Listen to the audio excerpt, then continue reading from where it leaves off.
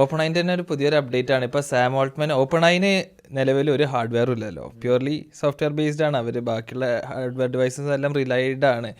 ഇപ്പോൾ അവർ Johnny Ive ഉണ്ടല്ലോ, ആപ്പിളിൻ്റെ ഡിസൈനർ, അതായത് ഫോൺസ് എല്ലാം ഡിസൈൻ, മാക്ബുക്കും ഐഫോൺ ഫ്ലാഗ്ഷിപ്പ് ഫോൺസ് ഒക്കെ ഡിസൈൻ ചെയ്തതാണ്.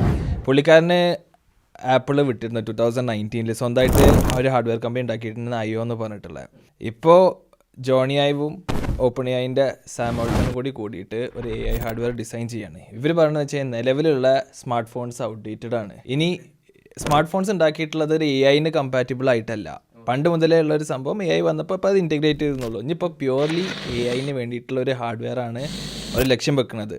ഇതിന് ചിലപ്പോൾ സ്ക്രീൻ ഉണ്ടാവില്ല. ഇതിപ്പോൾ എന്താണ് അതിൻ്റെ കറക്റ്റ് ഡിസൈനും കാര്യങ്ങളൊന്നും അവർ പറഞ്ഞിട്ടില്ല. പക്ഷെ അതൊരു AI ഹാർഡ്വെയർ ആയിരിക്കും. ഇനി നെക്സ്റ്റ് ജനറേഷൻ, ഇനി സ്മാർട്ട് ഫോൺ അല്ല, സ്മാർട്ട് ഫോൺ ഔട്ട്ഡേറ്റഡ് ആണ്.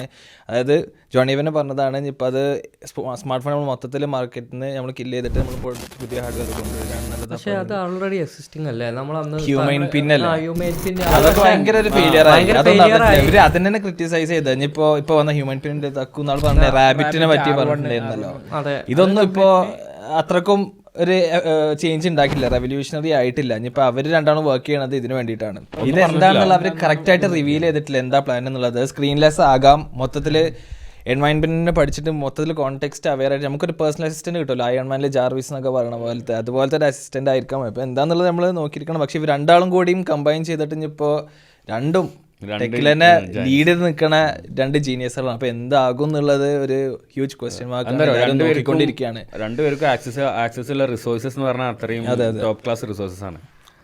എന്തും ബിൽഡ് ചെയ്യാം. സാം ഓൾട്ട്മാൻ ഒരു വില്ലനാവുക, അതോ ആൾക്കാർക്ക് നല്ലൊരു മാതൃക ആവുക എന്നുള്ളത് അറിയില്ല.